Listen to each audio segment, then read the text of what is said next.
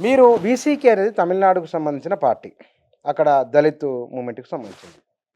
ఇక్కడ తెలంగాణలో మీరిప్పటికే చాలా చాలా ప్రయోగాలు చేసి ఉండి చివరికి అక్కడికి తెచ్చుకున్న ఆ పార్టీ రాష్ట్ర శాఖను తెచ్చుకున్నారు మీరు తెలంగాణకు. ఆ ప్రభావం ఎంత మేరకు ఉంటదని అనుకుంటున్నారు తెలంగాణ? మా ప్రభావం ఆల్రెడీ స్టార్ట్ అయింది. రాబోయే రోజుల్లో ఇంకా ఎక్కువ ఉంటది. ద్రవిడ బహుజన సమితి ఆధ్వర్యంలో చాలా కార్యక్రమాలు మేము చేశాము. మా నాయకులు డాక్టర్ తోల్ తిరుమావళవన్ గారు, చిదంబరం కాన్స్టిట్యున్సీ ఎంపీ. వారిని మేము మా ముఖ్య సలహాదారుగా పెట్టుకొని ఒక 4 సంవత్సరాలు పనిచేశాం. దళిత పంచాయతీల డిమాండ్‌తో. లాస్ట్ ఇయర్ మేము వీసీకే పార్టీలో విలీనం చేయటం జరిగింది. గత సంవత్సర కాలంగా మేము అనేక సమస్యల మీద పనిచేశాము. అనేక సమస్యల మీద పోరాటాలు చేశాము. మాకు తగిన గుర్తింపు కూడా లభించింది. రాబోయే రోజుల్లో మా పార్టీ మరింత ముందుకు వెళ్తది. కానీ ఇవాళ ఉన్న రాజకీయాలలో దళిత్ మూవ్‌మెంట్ 80లో వేరు, 90లో వేరు, 2010 తర్వాత వేరు. సమూలమైన మార్పు పైకి కనబడుతున్నది. కులము అనేది నీకు అనుభవంలోకి బాగా ఎవ్రీడే వస్తే నువ్వు సంఘటితమై ఓటు రూపంలోకి మార్చుకోవచ్చు. లైక్ ఉత్తరప్రదేశ్. ఇవాళ మీరేం దేని మీద సంఘటితమై ఏం మారుస్తారు? ఎట్లా? ఇప్పుడు ఫస్ట్ ఆఫ్ ఆల్ వీసీకే విడుదలై చిరుతగల్ కచ్చి క్యాస్ట్ పార్టీ కాదు. కులం ఆధారంగా నిర్మాణమైన పార్టీ కాదు. కుల భావనకి వ్యతిరేకంగా ఏర్పడ్డ పార్టీ. కులం అన్న సమస్య దళితులకి మాత్రమే సంబంధించింది కాదు. ఈ దేశంలో ప్రతి ఒక్కరి సమస్య. అంటే గిరిజనులు తప్ప మిగతా అందరికీ కులం అన్న ఒక సమస్య ఉంది. కాబట్టి కుల నిర్మూలన అన్న ఆశయం కోసం పనిచేసే పార్టీ ఇది. ఏదో ఫక్తు రాజకీయ పార్టీ కాదు. ఎమ్మెల్యే గెలవటం, ఎంపీ గెలవటం, అధికారాన్ని చేజిక్కించుకోవటం అనే ఎజెండాతో పనిచేసే పార్టీ కాదు ఇది. కాబట్టి ఇది దళితుల పార్టీ మాత్రమే కాదు. ఇది అన్ని వర్గాల పార్టీ. అందుకే మాకు తమిళనాడులో నలుగురు ఎమ్మెల్యేలుంటే, నలుగురు ఎమ్మెల్యేల్లో ఒకరు బీసీ, ఇంకొకరు ముస్లిం, ఇద్దరు దళితులు. 6 సీట్లలో పోటీ చేశాం లాస్ట్ టైము. 4 గెలిచాము. దాంట్లో ఇద్దరు జనరల్ కేటగిరీ కింద నుంచి గెలిచారు. అట్లాగే ఇద్దరు ఎంపీలున్నారు. కాబట్టి ఇక్కడ కూడా వీసీకే పోటీ చేస్తున్నది. మేము మహబూబ్ నగర్ నియోజకవర్గం నుండి శంకర్ రెడ్డి అని ఒక జనరల్ కేటగిరీకి సంబంధించిన వ్యక్తిని పెట్టాం. మహబూబ్‌నగర్ మహబూబ్ లోక్సభ. నగర్. మహబూబ్ నగర్ పార్లమెంట్‌కి సంబంధించి. సో ఇది అందరి పార్టీ. దాని అర్థము అందరి సమస్యలనంటే కులం అన్న ఆ అతిపెద్ద సమస్య మీద పనిచేయటమే మా పని. కుల నిర్మూలన అన్న చైతన్యాన్ని రగిలించటానికి చేసే రాజకీయ పోరాటం మిగతా పార్టీ లాంటిది కాదు ఇది. కానీ ఇక్కడ ఈ దేశంలో కుల నిర్మూలన సాధ్యమయ్యే పనేనా? కుల నిర్మూలన ప్రాసెస్ ఒకటి ఉంటుంది కదా, ఆ ప్రాసెస్ని వేగవంతం చేయటమే మన పని. ఏదో ఇల్లు కట్టినట్టుగా బాబాసాహెబ్ అంబేద్కర్ కుల నిర్మూలన గ్రంథంలో చెప్పినట్టుగా ఒక బిల్డింగ్ను కూలదూసినట్టు కాదు కుల నిర్మూలన అనేది. It's a process. అంటే కుల నిర్మూలన చైతన్యాన్ని కలిగించి మేమందరము సమానం అన్న భావనలోకి ప్రజలందరినీ తీసుకురావడం అనేది ఒక ప్రాసెస్. ఆ ప్రాసెస్ని వేగవంతం చేయడం, ఆ ప్రాసెస్లోకి అందరినీ ఇన్వాల్వ్ చేయటం అనేది అసలైన పొలిటికల్ ప్రోగ్రామ్. కానీ ఇక్కడ తమిళనాడులో వచ్చిన ద్రవిడియన్ మూవ్‌మెంట్ ప్రధానంగా అక్కడ వచ్చిన పెరియార్, తమిళనాడు, కేరళ, నారాయణ గురు ఆ ప్రభావాలు అక్కడ ఉన్నాయి కాబట్టి ఒక రాజకీయ పార్టీగా నిలబడగలిగింది. మీరిక్కడ బహుజన సమాజ్ పార్టీ అను రకరకాల పేర్లతో మీరంతా పనులు ఇక్కడ వీసీకే అని పని చేస్తున్నారు కదా! ఇవి ఇవి అదే మీకు నేను ఒక ప్రశ్న అడుగుతా ఆ! బుచ్చన. We need not to go to in a broader theoretical way. రీసెంట్‌గా రేవంత్ రెడ్డి గారు ఒక ఇంటర్వ్యూలో మాట్లాడుతూ being a chief minister, south ఇండియాకి అన్యాయం జరుగుతుంది.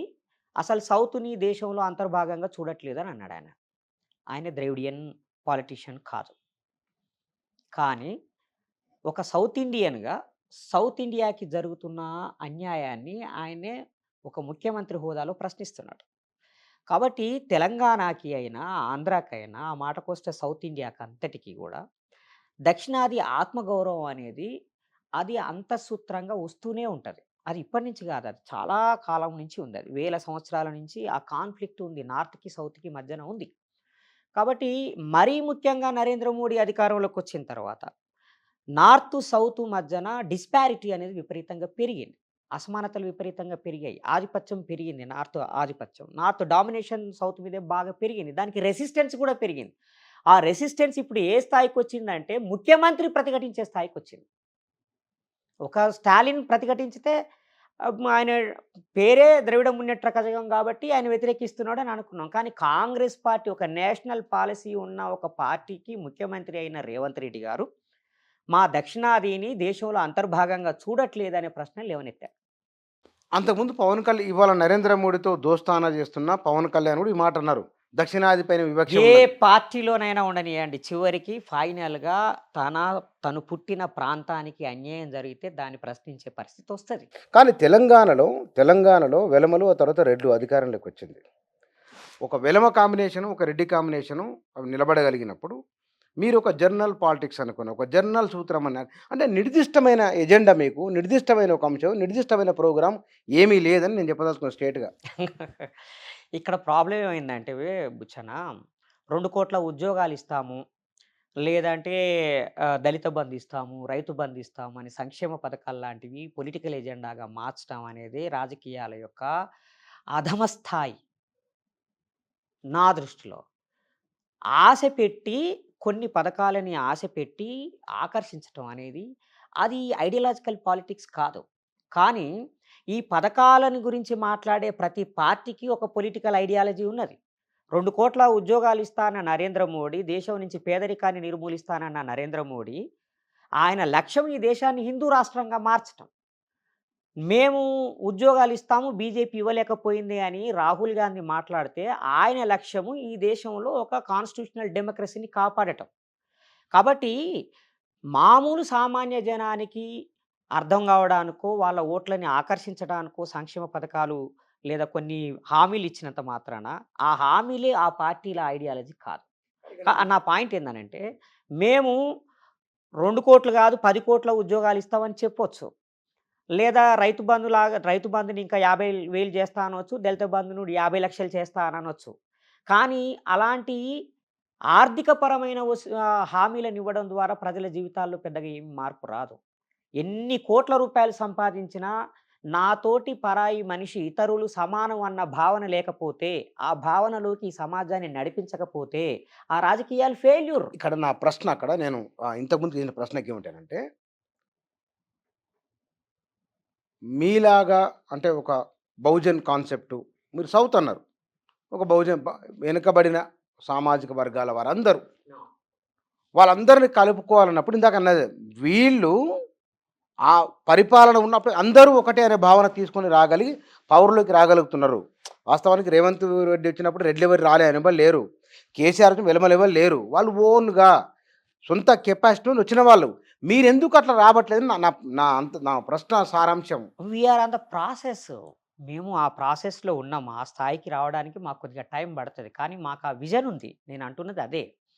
ఇప్పుడు వాళ్ళకి అన్ని వ్యవస్థలు తయారై ఉన్నాక, ఆ వ్యక్తి తన ప్రతిభను చూపించి అందులో సక్సెస్ అవుతున్నాడు. రేవంత్ రెడ్డి గారు రావడానికన్నా ముందే ఆయనకి మొత్తం వ్యవస్థ అంతా తయారై ఉన్నది. కానీ డాక్టర్ జిలకర శ్రీనివాస్ రావడానికన్నా ముందే ఇక్కడ వ్యవస్థ తయారయ్యలేదు. నేనే వ్యవస్థను నిర్మించుకోవాలి. నాలాంటి వాళ్ళు వ్యవస్థలు నిర్మించుకొని, మా శక్తి సామర్థ్యాన్ని నిరూపించుకొని, ప్రజల్ని ఒప్పించితే మేము అనుకున్న లక్ష్యం చేరుకుంటాం. కాబట్టి మేము వ్యవస్థల్ని తయారు చేసుకునే దశలోనే ఉన్నాం. ప్రాథమిక దశలోనే ఉన్నాం. మాకు కొద్దిగా టైం పడతది.